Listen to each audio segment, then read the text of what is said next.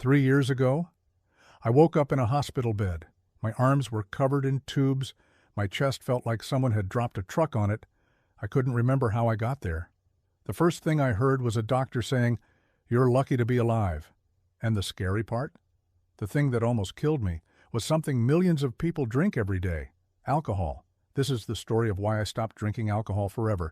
And trust me, if I hadn't survived that night, you wouldn't be hearing this story. When I first started drinking, I didn't think much about it.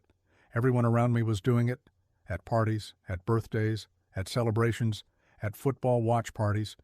It felt normal, just a few bottles, just a little fun, nothing serious.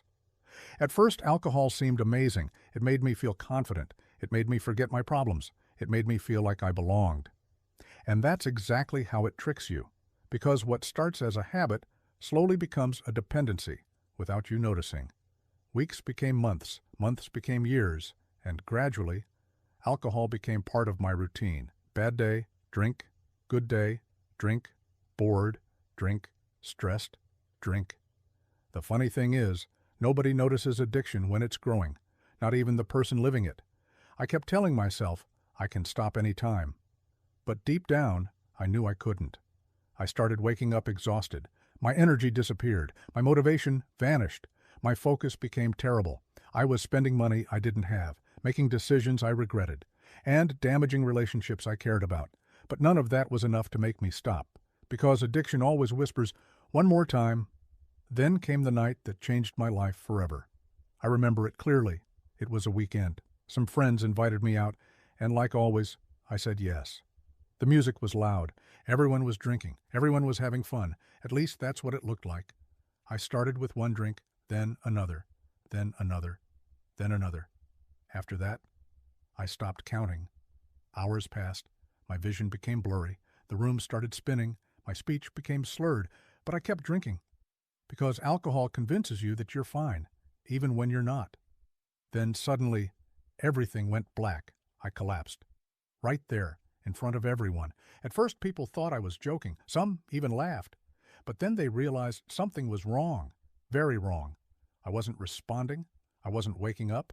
I wasn't moving. One of my friends checked my breathing. Another called emergency services. Panic spread through the room. And for the first time that night, everyone sobered up. The next part was told to me later, because I don't remember any of it. I was unconscious.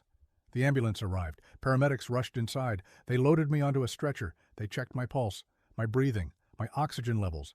And according to them, things were not looking good.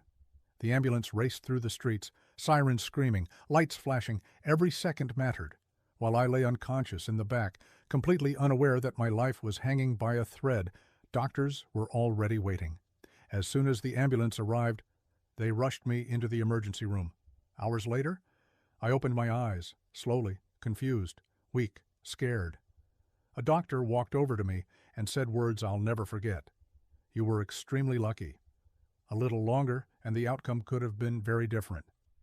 In that moment, everything became real. The hangovers, the excuses, the bad decisions, the denial, all of it. For the first time, I realized alcohol wasn't helping me. It was destroying me, and it almost finished the job. When I left the hospital, I had a choice: keep drinking or change my life. It sounds simple, but it wasn't.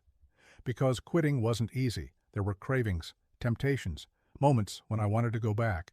One path led back to alcohol, the other led toward recovery. And every day, I had to choose, again and again, until eventually, the cravings became weaker and I became stronger.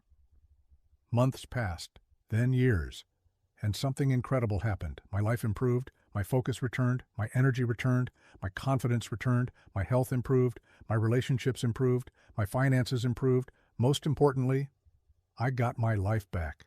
The version of me that almost died in that hospital bed feels like a completely different person now, and I'm grateful every single day that I survived, because not everyone gets a second chance.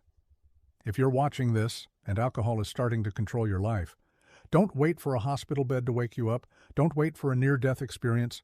Don't wait until it's too late. The earlier you make a change, the easier it is to save yourself. I stopped drinking because alcohol almost took my life, and choosing to quit was the best decision I ever made. Some lessons cost more than others. This one almost cost me everything.